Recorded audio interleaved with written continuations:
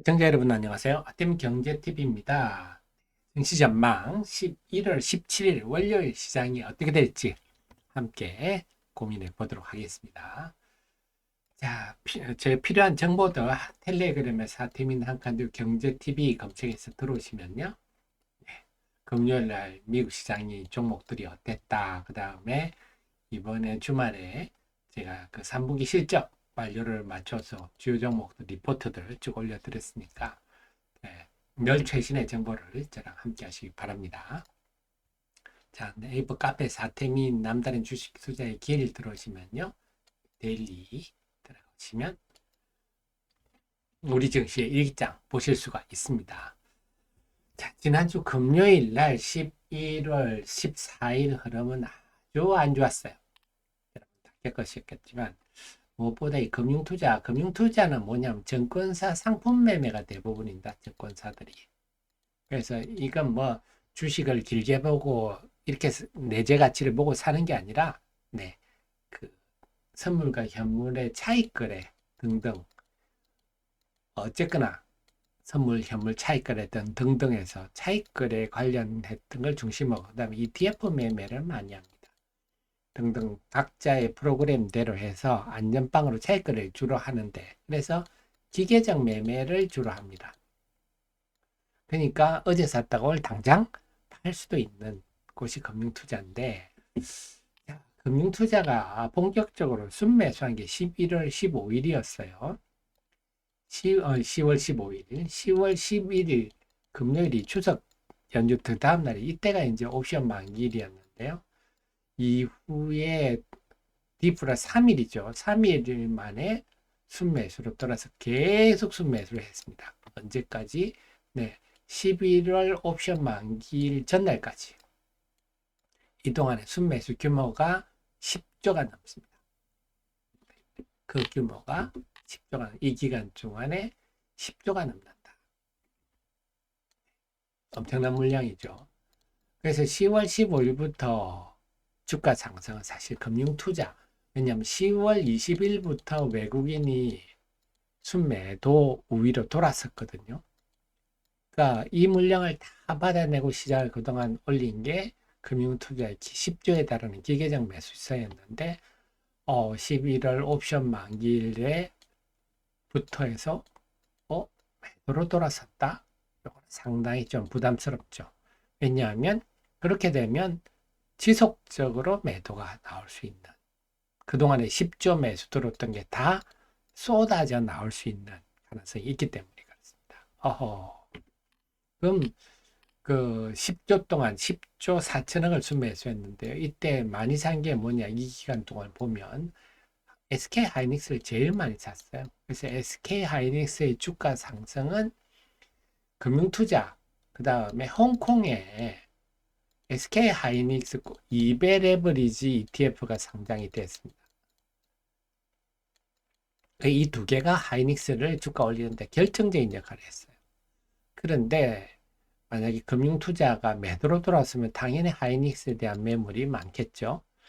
2배 레버리지 ETF이기 때문에 주가가 떨어지면 또 변동성을 떨어지는 쪽으로 올라갈 때는 올라갈 때 변동성을 주지만 떨어질 때는 또 떨어지는 대로 변동성을 준다. 아하, 그렇게 본다면 상당히 걱정스럽고 삼성전자 역시 아무래도 시가총액 상위 종목 위주로 매매를 주로 합니다. 그렇습니다. 그 외에 본다면 KB금융, 그 다음에 효성중공업, HD 현대일렉트릭, 변압기, 금융지주, 뭐 2차전지 각 대장주들 이렇게 매매를 했는데 이들로 이제 매매가 쏟아질 수가 있다. 그 조짐이 11월 14일 금요일 날 금융투자 순매도 내용 보면 역시 삼성전자 하이닉스를 제일 많이 팔았죠. 주가도 많이 떨어졌습니다. 하이닉스는 8.5% 떨어졌고요. 그 다음에 변압, 그 조선주, 원전, 뭐 이런 주식들을 많이 팔았네요. 뭐 이건 뭐 뜻이 있어서 파는 게 아니라 기계적 매도입니다.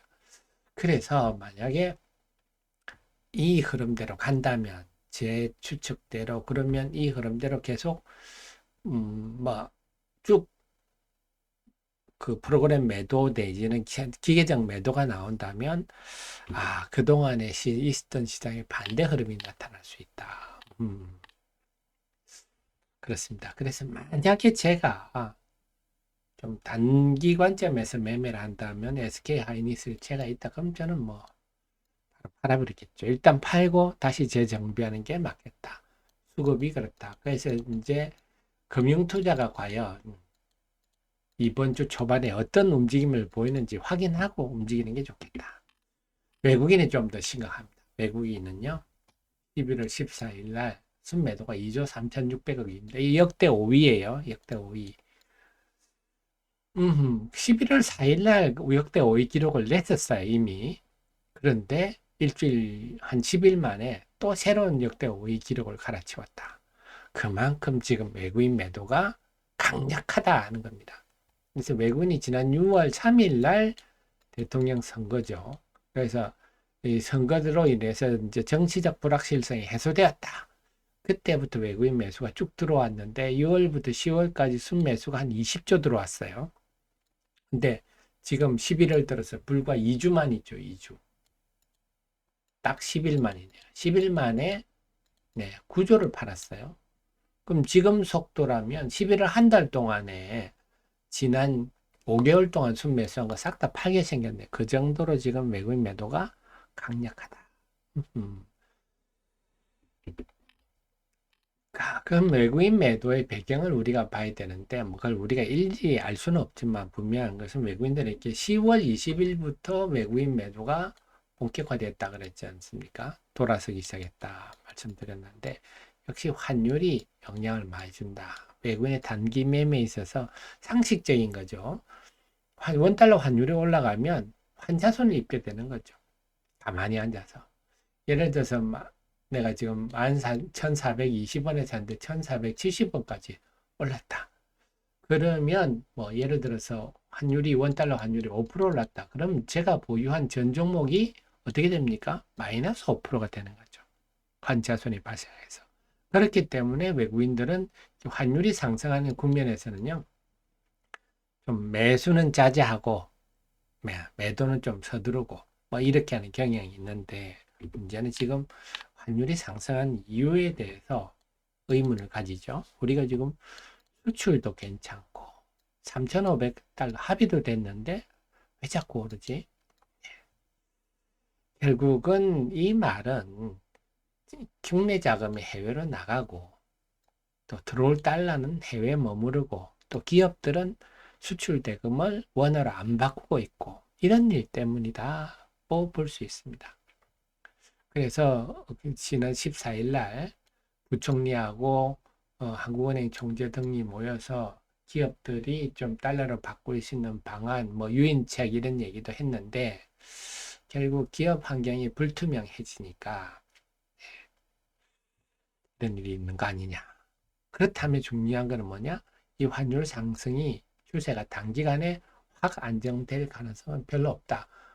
물론 금요일은 정부가 개입을 했어요. 하는 바람에 환율이 1,450원대 떨어졌지만 이게 이 금요일 개입으로 인해서 쭉 하락할 가능성은 없습니다. 이 개입하는 바에 일시적으로 좀 움찔했다가 다시 움직이겠죠. 그래서 당분간 외국인의 그 의미 있는 대규모 순매수는 기대하기가 힘들다. 이렇게 보는 게 합리적일 겁니다. 자, 그렇다면 시장에 지금 뭐 매수 주체가 없죠. 외국인하고 금융투자 팔아버리면 지금 살 수 있는 게 개인뿐인데 개인이 지금 10월 말부터 사서 다 물렸어요. 그래서 개인이 시장을 끌고 갈 수도 없는 거고. 그래서 지금은 결론은 뭐다? 지금은 수급의 양대축이 두 가지 엔진이 다 꺼져버렸기 때문에 좀 현금 비중을 높이고 특히 최근에 움직였던 대형주들은 현금 비중을 높이고 재정비할 필요가 있겠다. 그 속에서 금요일처럼 저렇게 시장이 빠져버리면요, 참 종목도 없는데 시장이 그래도 금요일 정도의 급락이 아니고 뭐 한 마이너스 1% 안팎의 정도 하락한다면 이번 주에 3차 상법 개정안 입법이거든요. 3차 상법 개정안은 주지하는 바와 같이 주식 소각이 핵심입니다. 그렇다면 지주회사들, 자사주 지분 높은 회사들 지주회사도 마찬가지로 주식 자사주 비중이 높은 거, 뭐 SK 이런 것들이죠. 그다음 이런 주는 제가 업종 테마 분석 제 카페 들어오시면 있습니다. 이거 보시면 돼요. 그다음에 3분기 11월 14일 날 이제 3분기 실적 다 발표가 됐는데 이거 시장에 상장 종목 2,000개가 넘기 때문에 이 다 소화를 할 수가 없어요. 한 일주일에 걸릴 겁니다. 그래서 빨리 찾아서 아직 주가에 반영되지 않는 기업들 이런 걸 찾아서 대응하는 게 좀 개별 재료주 관점 대응하는 게 좋을 것 같고 이번 주는 미국 시간이요 19일입니다. 장 마감이니까 우리로 치면 20일 새벽이 되겠죠. 새벽에 엔비디아 실적이 굉장히 또 시장에 큰 영향을 줄 것 같아요. 그런데 이제 저는 그 생각입니다. 시장이 많이 익숙해졌어요. 디램 가격 급등 이것도 이제 초기에는 신선하게 들리지만 이제는 좀 다들 좀 익숙해졌거든요. 엔비디아가 아마 실적 발표하면서 AI는 건재하다 뭐 이런 얘기를 또 할 것 같은데 문제는 시장이 자꾸 눈높이가 높아지고 있어요. 익숙해지고 있다. AI가 멀쩡하다 얘기해봐도 아하 뭐 그래서 제가 볼 때는 그렇게 주가에 일시적으로 뭐 영향을 줄 수 있을지 긍정적으로 영향을 줄 수 있을지 몰라도 이전처럼 그렇게 큰 영향을 줄 것 같지는 않다. 그래서 만약에 엔비디아 때문에 금요일 날, 목요일 날 우리 시장이 또 뭐 가봐야 알겠습니다. 많이 오른다면 이것도 또 현금화하는 기회를 삼는 게 적절하지 않겠냐 하는데 이거는 주중에 제가 보면서 전략을 세워보도록 하겠습니다. 그리고 좀 전에 말씀드렸던지 제 카페 이슈 분석이나 업종 테마 분석에 가면요. 업종 테마 분석 같은 데 가보면 제가 핵심 유망 지주회사 이런 것들 이런 거 보면 지주회사 다 상대적 저평가 지주회사 여기 다 나와 있고요. 다음에 이슈 분석 들어가 보면 여기 지분율 높은 회사들 정리를 해놨을 거예요. 여기 한번 들어가 보십시오. 갑자기 이렇게 찾으니까 안 나오네요. 이거 아마 다 돼 있습니다. 그래서 이것도 한번 여러분들이 자세히 한번 보시기 바랍니다. 늘 저의 최신의 정보를 함께 하시고요. 네, TV경제TV 텔레그램도 많이 활용하시기 바랍니다. 저는 또 주중에 여러분 찾아뵙도록 하겠습니다. 고맙습니다.